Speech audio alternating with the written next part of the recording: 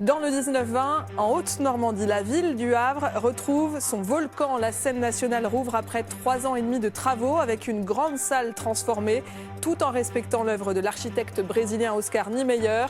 Nous serons en direct dans un instant avec Emmanuel Darcel et page spéciale à suivre juste après cette édition. Dans quelques instants, le volcan rouvre au public après 3 ans et demi de travaux. Le concert de réinauguration de l'Orchestre national de Lille va commencer dans moins d'1 heure dans la grande salle. Bonsoir Emmanuel Darcel, on vous retrouve, vous êtes en direct dans le hall du volcan.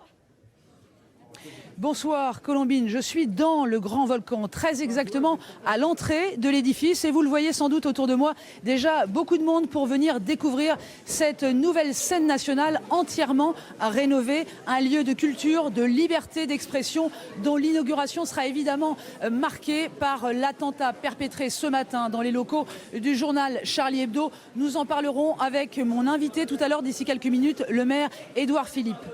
La décision de revoir complètement l'œuvre d'Oscar Niemeyer a été prise en 2010. Les travaux ont été lancés fin 2011. Des travaux longs, compliqués. Retour sur un vaste chantier. Bénédicte Drouet. Le volcan, un édifice unique au monde, emblématique de la ville du Havre et inscrit au patrimoine mondial de l'UNESCO. Mais souvenez-vous, il y a 4 ans, c'était ça. Un bâtiment vieillissant, plus aux normes et boudé par les Havrais. Depuis l'ouverture du volcan, ce lieu a toujours été un lieu éventé que les Havrais fréquentaient avec réticence. Alors il y a du monde le soir, à 8 h du soir, au moment de l'ouverture des représentations, mais dans la journée, il n'y a personne. Avec l'autorisation d'Oscar Niemeyer, la ville entreprend de rénover et de restructurer en profondeur l'œuvre de l'architecte brésilien. Un défi de taille. On a cassé des grands pans de dalles de manière à libérer au nord et au sud très largement les entrées et de manière à ce qu'on descende naturellement vers cette place basse. Le chantier est lancé en 2012 et va réserver son lot de surprises, des bonnes avec la découverte de cette peinture, mais aussi des mauvaises avec la présence d'amiante qui retarde le chantier. Les travaux vont durer 3 ans, coûter 50 millions d'euros et pénaliser les commerçants du quartier. On a perdu, moi personnellement en tant que restaurateur, au mois de juillet 37% et au mois d'août 41% du chiffre d'affaires, ce qui est catastrophique. Et d'autres voix s'élèvent aussi pour dénoncer certaines libertés prises par rapport à l'œuvre initiale de Niemeyer. L'apparition d'un local de désenfumage sur le sommet du volcan n'est pas passée inaperçue. Ce bâtiment avait vraiment besoin d'être restauré, ça c'est sûr, mais maintenant, voilà, est-ce que les bons choix ont été faits? Je ne sais pas. Je pense qu'on peut restaurer des lieux sans les dénaturer. Après ce long sommeil, le grand volcan est maintenant prêt à accueillir le public et les artistes. Quant au chantier, il ne s'achèvera qu'à l'automne prochain avec l'ouverture de la médiathèque. L'ancien maire du Havre, Antoine Ruffnac, avait rendu visite à Oscar Niemeyer au Brésil pour discuter avec l'architecte de cette réhabilitation. Et c'est sous le mandat de son successeur que le volcan rouvre aujourd'hui. Emmanuel, vous êtes avec Édouard Philippe. Oui, Édouard Philippe, bonsoir. Bonsoir. Avant d'évoquer cette réhabilitation, cette scène nationale rénovée, une question, une réaction à cet attentat perpétré ce matin dans les locaux de Charlie Hebdo. Vous avez, vous, décidé de mettre les drapeaux de la ville du Havre en berne et une manifestation a été organisée en toute fin d'après-midi ici au Havre.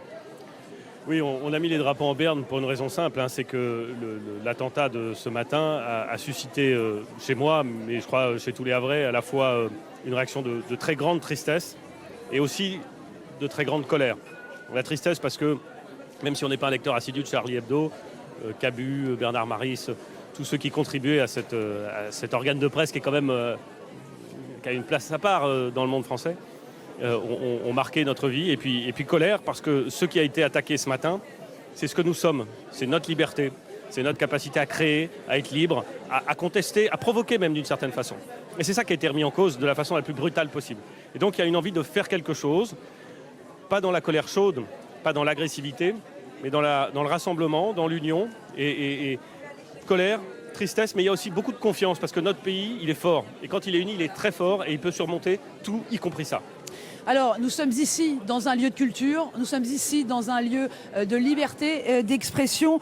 Ça a été un chantier compliqué, hein, ce chantier du volcan. Ça a été un chantier parfois polémique. On a même, pour certains, dénaturé le lieu Oscar Niemeyer. Est-ce que c'est une veine polémique? Alors, à mon avis, elle est complètement vaine pour plusieurs raisons. D'abord parce que Oscar Niemeyer lui-même a signé les plans de la rénovation. On a été le voir dans son atelier. Son atelier a travaillé avec nous à la rénovation de l'objet qu'il avait construit en 1982. Donc, si Niemeyer est d'accord, je pense que la polémique est vaine. Ce qui est vrai, en revanche, c'est que ça a été un chantier compliqué parce que l'objet est architecturalement compliqué, emblématique aussi. 3 ans et demi de travaux. Cela dit, on a terminé. On récupère une salle exceptionnelle avec un confort acoustique exceptionnel, avec une accessibilité pour les personnes qui ont du mal à se déplacer bien supérieure, avec un confort d'usage qui est bien supérieur et avec une ouverture sur la ville. Ce qui n'est pas rien parce que le volcan était un peu un trou noir au milieu de la ville. On y descendait peu parce qu'il était sombre, parce qu'il y avait beaucoup de recoins. Aujourd'hui, c'est plus ouvert, c'est plus lumineux, c'est plus ouvert sur la ville et c'est bien mieux. Alors justement, avec cet outil, qu'est-ce que vous souhaitez voir mettre en œuvre ici comme politique culturelle? Alors, des politiques culturelles assez variées. D'abord parce que nous avons ici la possibilité d'accueillir désormais notamment des concerts musicaux, enfin des concerts, dans des conditions qui n'ont rien à voir avec ce qui prévalait jusqu'à présent. En 82, Jean-Claude Casatsu, qui va diriger ce soir, était reparti furieux de la mauvaise acoustique de la salle. Aujourd'hui, elle est exceptionnelle et c'est très bien ainsi. Donc des concerts, des spectacles, du théâtre, mais aussi à partir du mois de septembre et du mois d'octobre, une nouvelle bibliothèque, une grande bibliothèque, ouverte y compris le dimanche, qui va permettre d'accueillir beaucoup de Havrais dans un lieu rénové, dans un lieu qui sera magnifique et qui là aussi développe et complète une politique culturelle. Merci Édouard Philippe. Je vous laisse inaugurer cette nouvelle scène nationale. Ce sera à 19h30. Et puis, vous le disiez, ensuite, ce sera place à la musique avec un concert inaugural exceptionnel par l'Orchestre national de Lille, dirigé par Jean-Claude Casatsu. Au programme, Brahms, Honegger et Dutilleux. Je vous retrouve en tout cas dans quelques minutes pour une édition bête scène entièrement consacrée à cet événement, l'inauguration du Grand Volcan. Merci Emmanuel et vous serez en direct avec le directeur du volcan. À tout à l'heure. Bonsoir, merci de nous retrouver en direct du Grand Volcan. Une édition bête scène qui sera entièrement consacrée à la réouverture au public de cette scène nationale totalement rénovée. Et vous le voyez derrière moi, l'événement attire énormément de monde. Ce soir, l'Orchestre national de Lille, dirigé par Jean-Claude Casatsu, s'y produit en concert. La réhabilitation du Grand Volcan et plus largement de l'ensemble du site a pris 3 ans. Inaugurée en 1982, l'œuvre d'Oscar Niemeyer avait plus de 40 ans et donc besoin d'un sérieux lifting. En tout cas, cette construction a marqué l'histoire architecturale du Havre. David Frotté. Le Havre d'après-guerre, c'est carré, rectangulaire, du Auguste Perret. Et 25 ans plus tard, c'est un autre spécialiste du béton armé qui est chargé d'y ajouter une maison de la culture, Oscar Niemeyer. Ça, mon travail au Havre, c'est dans cet esprit-là. Faire la chose pas baroque, mais ça veut beaucoup de liberté. Des éléments très simples comme ça. Le chantier est gigantesque, 1500 tonnes d'acier, 1000 mètres cubes de bois de coffrage, 50 000 mètres carrés de contreplaqué pour 2 bâtiments tout en courbe. L'espace intérieur met en rapport forme, matériaux et lumière. Le béton brut appareillé rythme le parcours que souligne un éclairage donnant vie à la matière. Après 4 ans de travaux, en 1982, cette ultra-moderne maison de la culture est inaugurée sans réel nom. Les Havrais l'appelleront rapidement le pot de yaourt. Pas vraiment flatteur, ce sera donc officiellement le Volcan en 1990, un volcan qui fait la fierté de son directeur de l'époque.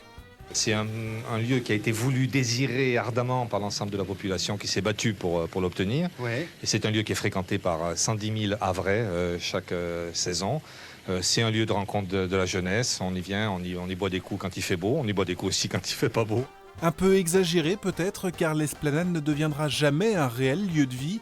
Et à l'intérieur, un chef d'orchestre y jettera sa baguette de rage devant l'acoustique affreuse de la scène havraise. Dans quelques minutes, Édouard Philippe inaugurera cette nouvelle scène nationale entièrement rénovée après 3 ans de travaux. Le théâtre a été complètement repensé. Je vous propose de le découvrir en images tout de suite avec un sujet signé Bénédicte Drouet, Jean-Luc Drouin. Je vous emmène directement dans la nouvelle salle refaite. Fini le tout béton, place au mariage subtil du bois, du cuir et du ciment. À l'image de la décoration, l'acoustique de la grande salle a elle aussi été revue et corrigée. Par le passé, c'était la grande faiblesse du volcan. Tous les musiciens disaient toujours que quand ils étaient sur scène, il fallait qu'ils poussent le son à fond, qu'ils jouent très fort pour que ça propulse. Ils n'arrivaient pas à propager le son vers la salle. Là, le son va se diffracter tout seul. Tout ça grâce à ce plafond amovible qu'on appelle une conque de salle, qui peut se refermer dans les configurations non musique acoustique. Et ce n'est pas le seul changement. Côté technique, le Volcan a fait sa révolution, passant de l'analogique au tout numérique. Ce qui permet en fait la mutualisation des réseaux. N'importe quel câble peut servir à du son, de la lumière ou de la vidéo. Ce passage donc, a demandé la formation de tous nos techniciens. Un hall plus lumineux, une petite salle adaptée au jeune public et un club de jazz. Le Volcan a fait peau neuve, même en coulisses. Alors voici ce qu'on voit jamais, les loges des artistes, toutes fraîches pour accueillir Jean-Claude Casatsu. L'espace aussi a été repensé. Autrefois ouvert, il est maintenant modulable. On aura à plusieurs reprises dans la saison des spectacles en grande salle, des spectacles en petite salle, ensuite des accueils musique dans le Fitzcarraldo sans qu'il y ait aucune gêne. Le Volcan rénové est à découvrir tout ce week-end gratuitement. Je suis actuellement avec Jean-François Drian, le directeur du Volcan. Avant d'évoquer ce nouveau lieu, une réaction à ce qui s'est passé ce matin dans les locaux de Charlie Hebdo. Ça fait des mois qu'on travaille à cette soirée pour en faire une grande fête. Et ce soir, évidemment, on est tous extrêmement tristes. Ce qui se passe ce matin, c'est l'inverse de ce que l'on essaye de faire. C'est la barbarie à l'état pur. L'équipe est effondrée, les musiciens sont extrêmement touchés aussi et l'on s'est tous dit juste avant le début des répétitions qu'on sait pourquoi on fait ce travail, on sait pourquoi on va jouer ce soir. Alors revenons à cette nouvelle scène nationale. Vous avez été privé pendant 3 ans d'une grande scène nationale. Pour vous, ça ouvre le champ de tous les possibles ? Oui, on retrouve aujourd'hui tous les Havrais, tous les amoureux de spectacle vont retrouver ce soir un des plus grands théâtres de France, un des plus grands théâtres d'Europe. Un plateau extraordinaire avec une machinerie dernier cri qui va permettre d'accueillir effectivement tout ce qui se fabrique aujourd'hui. Alors justement, en termes de programmation, comment finalement vous allez faire vivre ce lieu ?